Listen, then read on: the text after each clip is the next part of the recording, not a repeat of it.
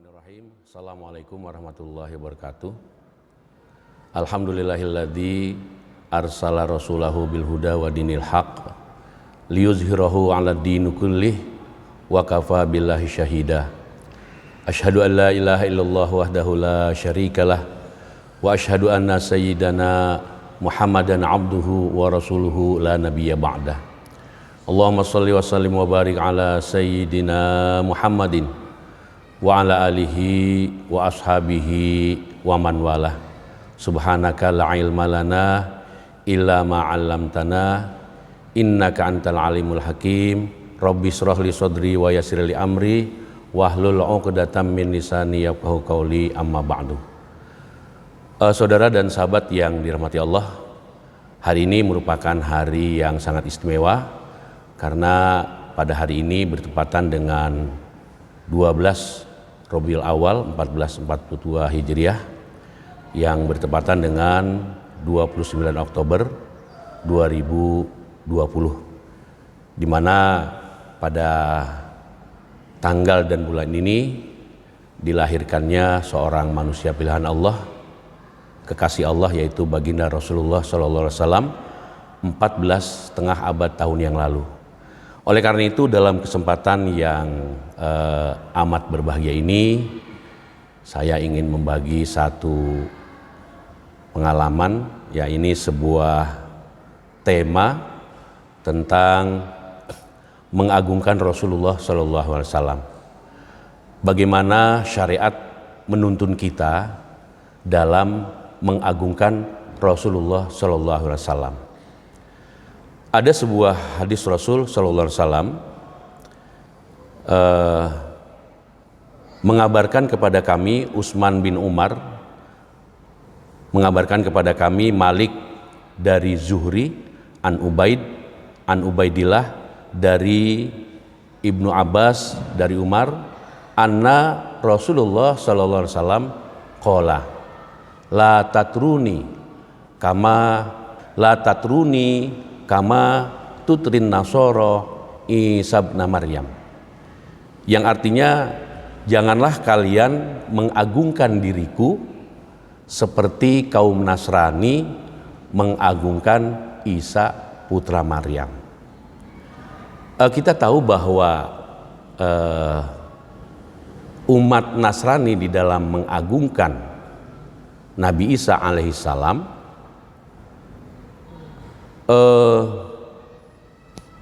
memindahkan atau menempatkan Nabi Isa yang hanya sebagai Nabi dan Rasul, kemudian diagungkan hingga tempatnya bukan hanya sekedar Nabi dan Rasul, tetapi menjadi Tuhan yang dikultuskan.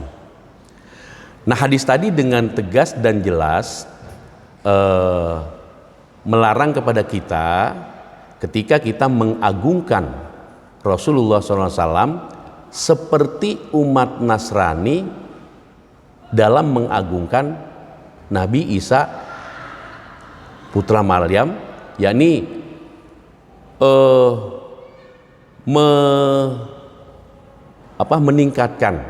meningkatkan kelas yang semula Nabi Isa itu hanya sebagai Nabi dan Rasul, sehingga menjadi kultus sebagai Tuhan. Nah, umat Islam di Indonesia dan di dunia, ya, ketika mengagungkan Rasulullah SAW tidak seperti bagaimana umat Nasrani mengagungkan Isa putra Maryam, sehingga satu anggapan yang salah manakala ketika kita mengagungkan dan memuliakan Rasulullah dianggap sesuatu sikap yang berlebihan atau gulu, ya, bahkan sampai mendekati satu kesyirikan serta menyalahi sunnah.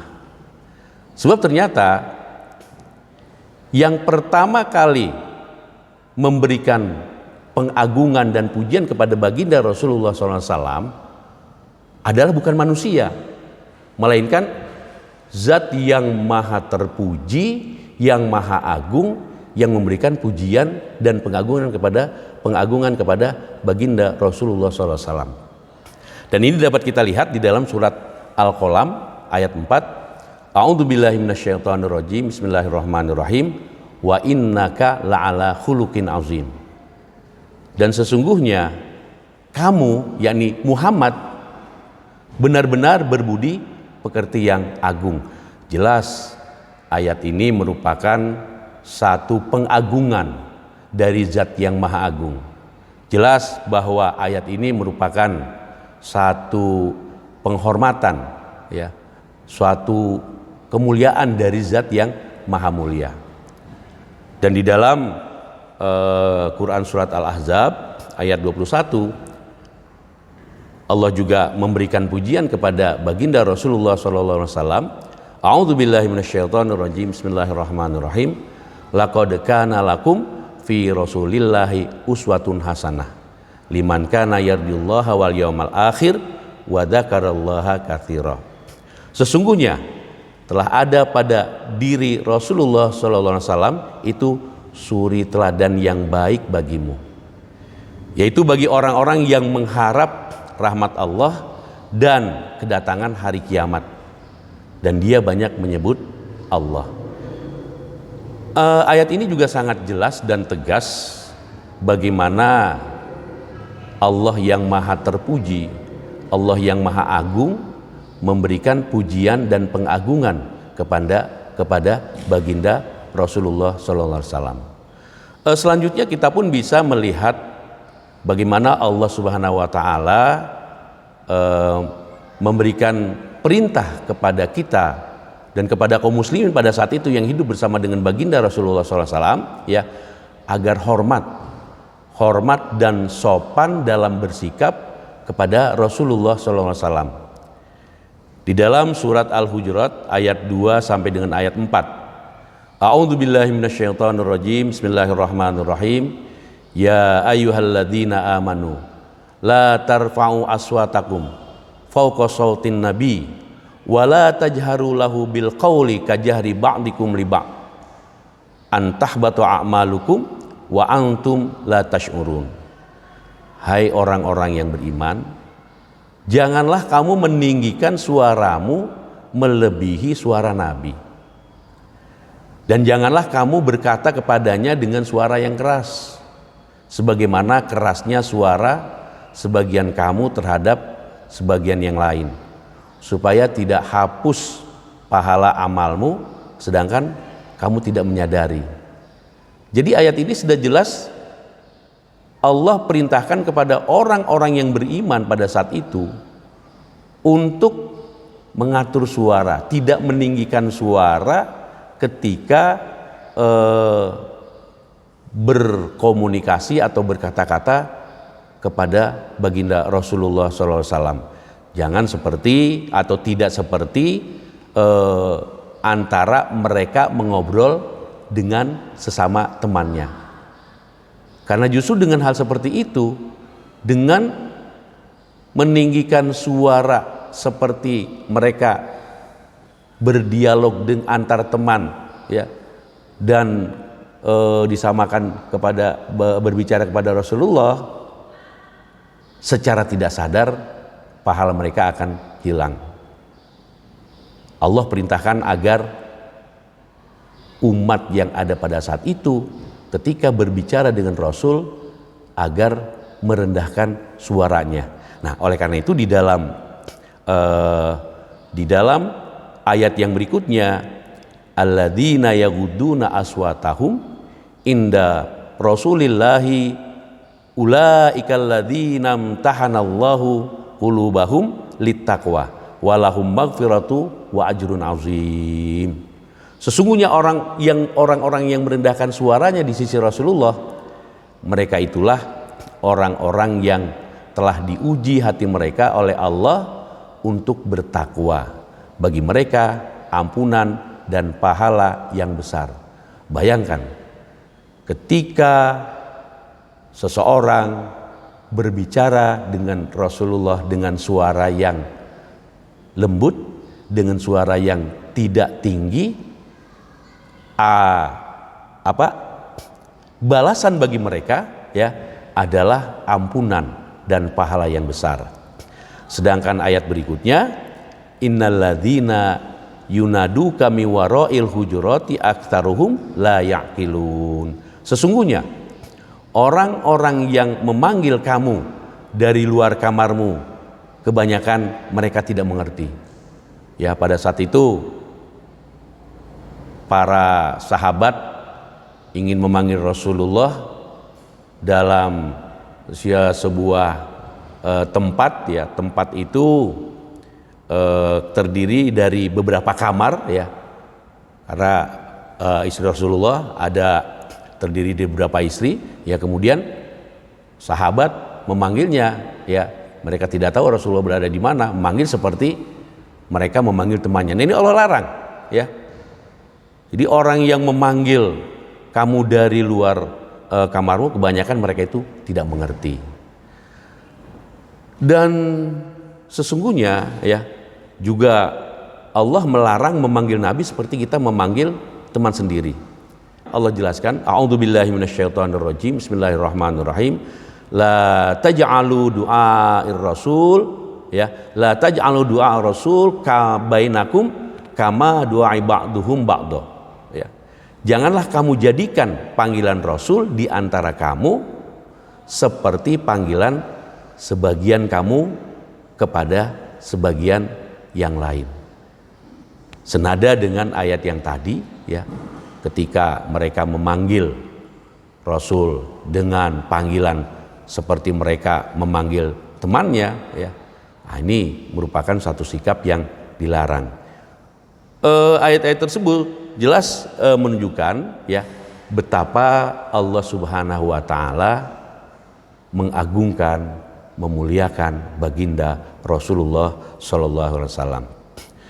Nah, yang menjadi masalah adalah ketika pengagungan ini dianggap merupakan atau identik dengan penyembahan atau pengkultusan.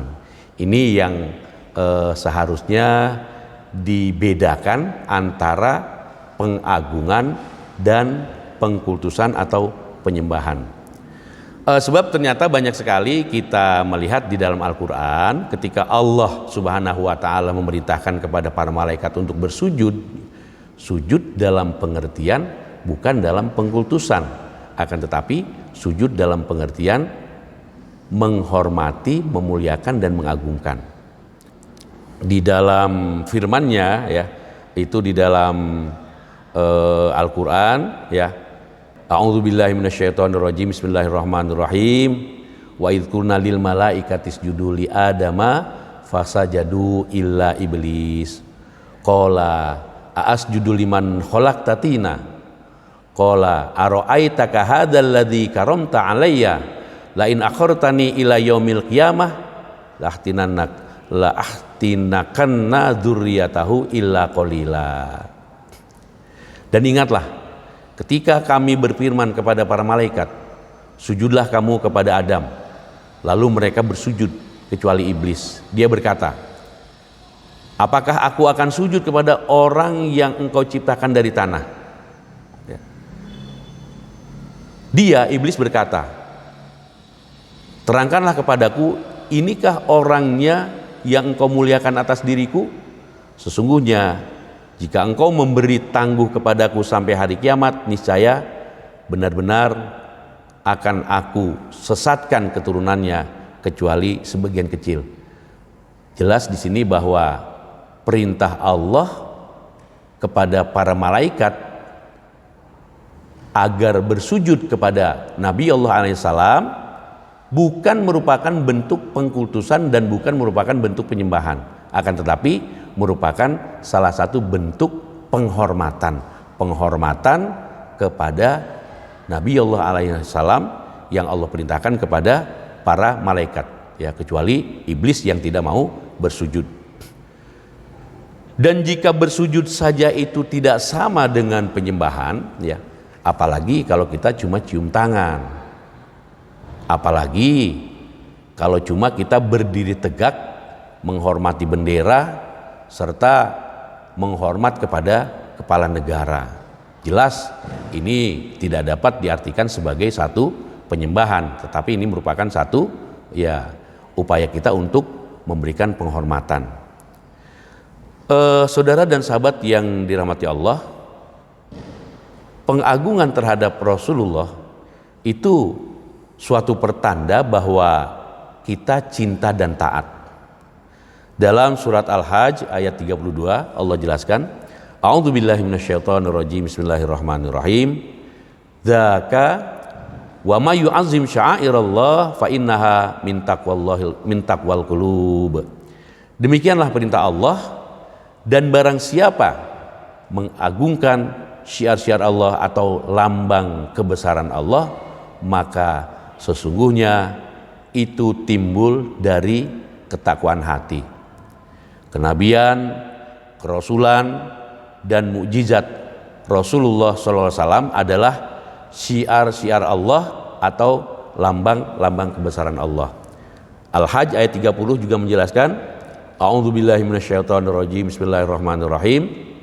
Dzalika wa may yu'azzim hurumatillah fahuwa khairul lahu inda rabbih. Demikianlah perintah Allah, dan barang siapa mengagungkan apa-apa yang terhormat di sisi Allah, maka itu adalah lebih baik baginya di sisi Tuhannya. Saudara dan sahabat yang dirahmati Allah, ada satu ungkapan yang mengatakan bahwa Rasul itu manusia biasa.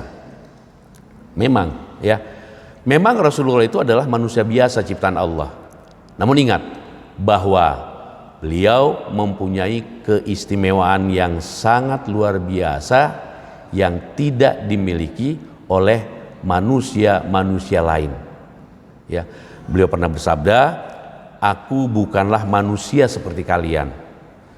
Aku bernaung di bawah duli Allah. Tuhanku dan Allah lah yang memberi makan dan minum kepadaku." Nabi tegaskan hal itu agar manusia memandang para nabi dan rasul sesuai dengan kedudukan dan martabatnya. Ketika seorang muslim memandang nabi dan rasul itu sama dengan manusia biasa, itu merupakan sifat-sifat jahiliyah. Di mana di dalam firman Allah surat Al-Hud, surat Hud Allah jelaskan, A'udzubillahi minasyaitonirrajim, bismillahirrahmanirrahim. Faqalal mala'ul ladzina kafaru min qaumihi ma naraka illa basyaram mithlana. Maka berkatalah pemimpin-pemimpin yang kafir dari kaumnya, kami tidak melihat kamu melainkan sebagai seorang manusia biasa seperti kami. Nah, ini adalah ungkapan dari pemimpin-pemimpin kafir yang memandang para nabi itu sama seperti mereka sebagai manusia biasa. Dan kaum Nabi Syuaib berkata kepada beliau, kaum Nabi Syuaib berkata kepada Nabi Syuaib, wa ma anta illa basyarum mithluna wa inna zunnuka laminal kadzibin. Dan kamu, kata umat Nabi Syuaib ini pada Nabi Syuaib, dan kamu tidak lain melainkan seorang manusia seperti kami, dan sesungguhnya kami yakin bahwa kamu benar-benar termasuk orang-orang yang berdusta. Jadi sifat-sifat jahiliyah ini merupakan sifat-sifat yang memandang para nabi itu sama dengan mereka.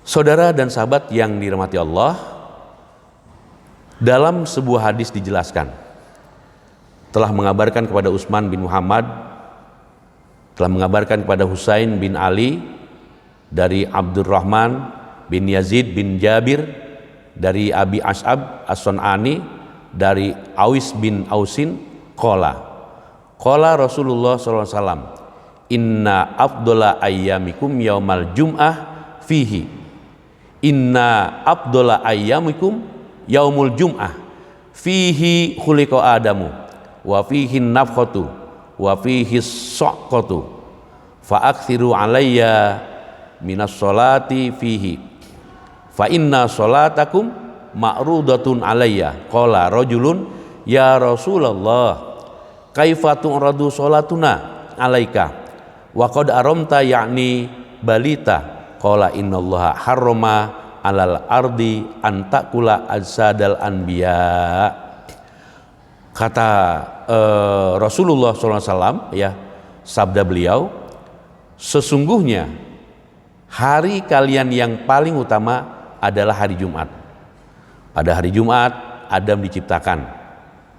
Pada hari Jumat ia diberi ruh, dan pada hari Jumat terjadi as-saqah, yakni suara keras yang menyebabkan orang-orang pingsan. Maka perbanyaklah bersolawat kepadaku pada hari Jumat itu. Sesungguhnya solawat kalian, yakni pada hari Jumat, akan diperlihatkan kepadaku. Ya, seorang laki-laki lalu bertanya, wahai Rasulullah, bagaimana solawat kami diperlihatkan kepadamu sementara Anda telah wafat? Lalu beliau bersabda, sesungguhnya Allah mengharamkan atas tanah untuk memakan jasad para nabi. Nah, hadirin dan sahabat yang dirahmati Allah, bukan berarti kalau tidak atau bukan hari Jumat kita bersolawat kepada Rasulullah tidak ada manfaatnya. Jelas ya ada manfaatnya, namun ada hari yang diistimewakan oleh baginda Rasulullah. Namun secara umum ya baginda Rasulullah SAW menjelaskan, man sholla alayya sholatan sallallahu alaihi asron. Barang siapa yang bersolawat kepadaku 1 kali solawat, maka Allah akan memberikan solawat kepadanya 10 kali. Sahabat dan saudara yang dirahmati Allah, dalam sebuah hadis juga dijelaskan bahwa Allah Subhanahu wa Ta'ala menobatkan kenabian ketika Adam atau Nabi Adam belum diciptakan, ya. Menceritakan kepada Abu Hammam Al-Walid bin Suja bin Walid Al-Baghdadi, ya, meriwayatkan kepada Walid bin Muslim dari Auza'i, dari Yahya bin Abi Katsir, dari Abi Salamah, dari Abi Hurairah, qalu ya Rasulullah mata wajabat lakan nubuwah? Qala wa adamu bainar ruh wal jasadi. Qala Abu Isa hadza hadisun hasanun sahihun. Ya. Para sahabat bertanya, wahai Rasulullah, sejak kapankah kenabian dinobatkan kepada engkau? Lalu Rasul menjawab, ketika Adam masih berada di antara ruh dan jasad. Lalu Abu Isa berkata, hadis ini adalah hadis hasan sahih gharib dari hadis Abu Hurairah. Nah, jelas bahwa ketika seorang hamba, ketika umat muslim memperingati Maulid, ya, ini merupakan salah satu di antara sekian banyak upaya kita di dalam mengagungkan baginda Rasulullah SAW. Di dalam surat Yunus ayat 58 Allah berfirman, a'udzubillahi minasyaitonirrajim, bismillahirrahmanirrahim, qul bifadlillah wa birahmati fabidzalika falyafrahu. Katakanlah, dengan karunia Allah dan rahmatnya hendaklah dengan itu mereka bergembira. Allah Subhanahu wa Ta'ala memerintahkan kita agar bergembira atas rahmat Allah. Dan Rasulullah SAW jelas merupakan rahmat Allah terbesar bagi kita dan semesta alam ini. Di dalam Al-Anbiya ayat 107 Allah jelaskan, a'udzubillahi minasyaitonirrajim, bismillahirrahmanirrahim, wa ma arsalnaka illa rahmatan lil alamin. Dan kami tidak mengutusmu wahai Muhammad kecuali sebagai rahmat bagi alam semesta. Dan di dalam sebuah tafsir tafsir Ruhul Ma'ani, ya, dijelaskan annal fadla al ilmu war rahmatu Muhammadun sallallahu alaihi wasallam. Sesungguhnya karunia Allah adalah ilmu, dan sesungguhnya rahmat Allah adalah Nabi Muhammad Sallallahu Alaihi Wasallam. Dalam sebuah hadis juga Rasulullah jelaskan, ya, qala Urwatu wa Suwaibah maulatun li Abi Lahab, kana Abu Lahab a'taqaha fa ardu'at Nabiyya sallallahu alaihi wasallam, falamma mata Abu Lahab uriyahu ba'du ahlihi bisyarri hibatin, qala lahu madza laqita, qala Abu Lahabin lam alqa ba'dakum khairan ghairu anni sukitu fi hadhihi bi ataqati Suwaibah. Suwaibah adalah hamba atau budak Abu Lahab. Abu Lahab pernah memerdekakan Suwaibah. Kemudian Suwaibah menusui Nabi, ya, sallallahu alaihi wasallam. Ketika Abu Lahab meninggal, salah satu keluarganya bermimpi melihat Abu Lahab, ya, dalam keadaan yang buruk, ya. Sebagian keluarganya tersebut bertanya, apa yang engkau temui, ya, wahai Abu Lahab? Lalu ia menjawab, setelah meninggal kamu, aku tidak menemui kebaikan kecuali aku diberi minuman di dalam ini karena aku memerdekakan Suwaibah.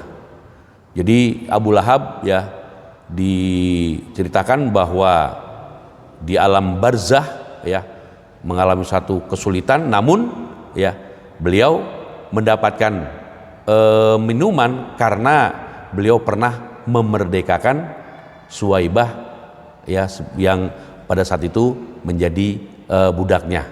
Dan di dalam kitab yang lain, ya, dalam kitab yang lain juga dijelaskan, ya, wa qad ruya anna Aba Lahabin ruya ba'da mautihi fin naumi faqila lahu ma haluka faqala fin nari illa annahu yukhaffafu anni kullalailatin naini wa amussa min baini asbu'i ma'an biqadari hada wa asyara ila nuqratin ibhamihi wa anna dalika bi'itaqi li Suwaibah indama basaron tuni biwaladahi Muhammadin sallallahu alaihi wasallam wa bi irdaiha lahu. Abu Lahab diperlihatkan di dalam mimpi setelah ia mati. Ditanyakan kepadanya, bagaimana keadaanmu? Ia menjawab, di dalam neraka, ya. Hanya saja azabku diringankan setiap malam Senin. Aku menghisap air di antara jari jemariku sekedar ini. Ia menunjuk ujung jarinya. Itu aku dapatkan karena aku memerdekakan Suwaibah, karena ia memberikan kabar gembira kepadaku tentang kelahiran Muhammad dan ia menyusukan Muhammad. Jadi siksa Abu Lahab ini diringankan oleh Allah Subhanahu wa taala pada setiap hari Senin yang merupakan hari kelahiran baginda Rasulullah SAW, karena Abu Lahab pernah memerdekakan budaknya, yakni Suwaibah. Hadirin yang dirahmati Allah, jelaslah bahwa ketika dilaksanakan peringatan Maulid, banyak sholawat bertaburan, dan ini perintah Allah. Innallaha wa malaikatahu yusholluna 'alan nabi ya ayyuhalladzina amanu shollu alaihi wasallimu taslima. Satu kali kita bersolawat, maka Allah akan berikan sholawat kepada kita 10 kali. Dan ketika umat muslim melaksanakan perayaan Maulid, ya, kita diperkenalkan dengan baginda Rasulullah SAW. Tak kenal maka tak sayang. Dan di dalam peringatan itu, ya, kita diperkenalkan tentang bagaimana mujizat beliau, sejarah beliau, ya, pengenalan tentang pribadi beliau, ya. Dan ini merupakan satu hal yang diperintahkan oleh Allah Subhanahu wa taala. Kemudian ketika umat muslim merayakan peringatan Maulid, maka yang terjadi adalah berkumpulnya umat untuk bersilaturahim, berzikir, berdoa, serta menimba ilmu pengetahuan melalui kajian-kajian yang diberikan di dalam sebuah peringatan tersebut. Dan dengan memperingati Maulid yang merupakan salah satu bentuk pengagungan terhadap baginda Rasulullah SAW, berarti kita telah menghidupkan ingatan atau kenangan tentang Rasulullah SAW, di mana kita diperintahkan oleh Allah untuk terus kita memberikan peringatan. Ya, fadzakir fa inna dzikra tanfa'ul mu'minin. Teruslah kamu berikan peringatan, karena sesungguhnya peringatan itu bermanfaat untuk orang-orang mukmin. Dalam ayat yang lain Allah juga jelaskan, fadzakir inna fa'ati dzikra sayadzakkaru may yakhsha. Ya, maka tetaplah kamu memberikan peringatan, karena peringatan itu bermanfaat ya terhadap orang-orang yang takut terhadap Tuhannya. Nah, saudara dan sahabat yang dirahmati Allah, demikianlah kiranya sekelumit gambaran tentang bagaimana syariat menuntun kita dalam mengagungkan baginda Rasulullah Sallallahu Alaihi Wasallam. Dan terakhir, mari kita memperbanyak sholawat kepada baginda Rasulullah Sallallahu Alaihi Wasallam dan mengucapkan Allahumma sholli ala sayyidina Muhammad wa ala ali sayyidina Muhammad. Mudah-mudahan kita di kelak kemudian hari, di hari kiamat, mendapatkan syafaatnya dari baginda Rasulullah SAW. Terima kasih atas segala perhatiannya dan mohon maaf atas segala kekurangannya. Akhirul kalam, billahi taufiq wal hidayah. Wassalamualaikum warahmatullahi wabarakatuh.